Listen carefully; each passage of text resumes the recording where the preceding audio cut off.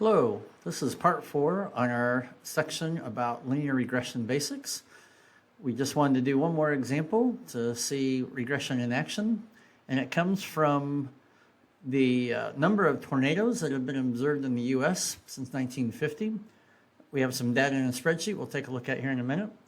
And the various questions we want to look at is the correlation coefficient, the coefficient of determination. We want to interpret the coefficients of the model itself, and just give an overall opinion of the quality of the model. So this will be easiest done with the spreadsheet. I invite you to get the data yourself and pause the video and try to do these things on your own, and then we will compare answers here in a minute. Okay, so here we are with our data, and you can see from 1950 to 2023 is the number of tornadoes observed in the US. So let's go ahead and take a look at the data visually. So there's a plot of it. And so we want to fit a trend line. And it looks like it could be linear because it certainly has an increasing slope to it. So we'll add a trend line. And we want to see both the equation and the r squared value. Move that so we can see them better. All right, so for example, first question is what's the coefficient of determination? Excel gives that to us directly, 0.6226, which is not bad. We, of course, would like it to be closer to 1, but certainly it's indicating that there is a trend.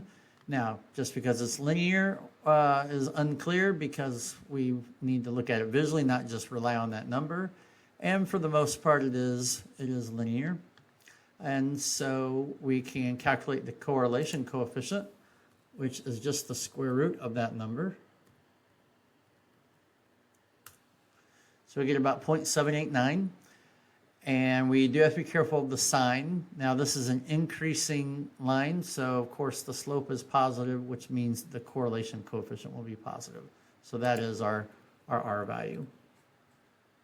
Now, what about the coefficients of the slope here? So we get 12.27. If we were going to put that into words, what does that represent?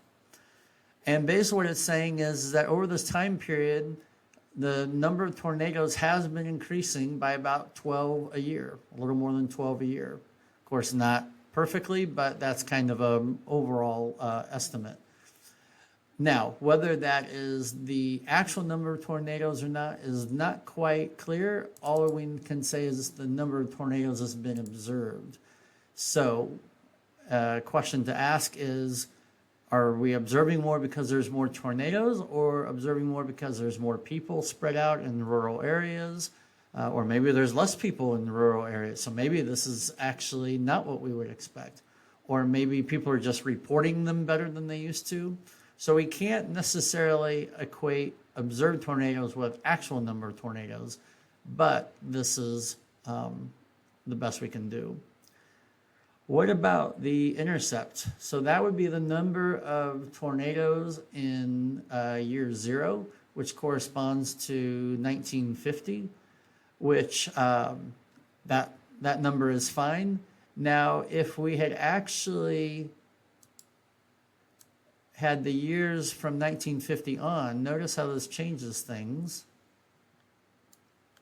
So it depends a little bit on how you do your plot. So notice in this case, my plot has the years themselves, and I add a trend line.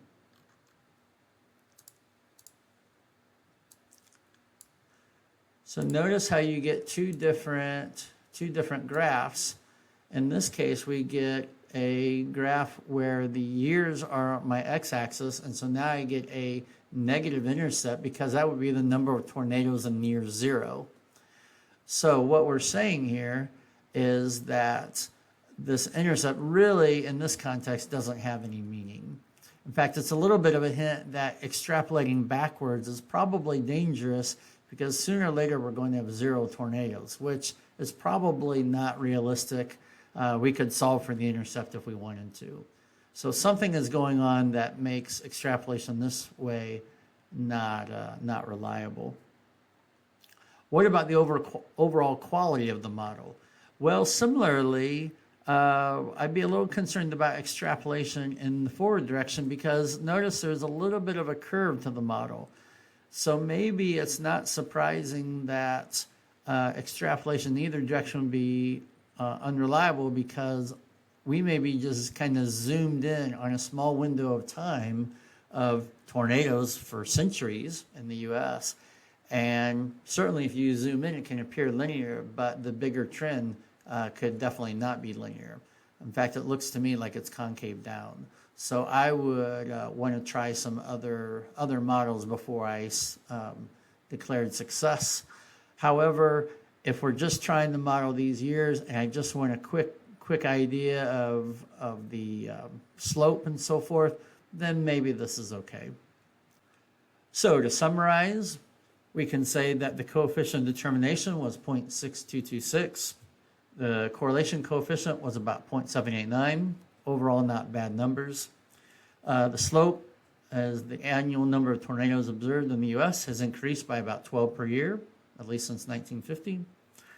Not too much meaning for the y-intercept unless you interpret in terms of the number of tornadoes in 1950, which is still not that useful. And quality, I would say overall decent fit, but I wouldn't recommend extrapolation, and I would want to look at a concave down model, which that will be the topic of our next section. So we'll see you in the next video.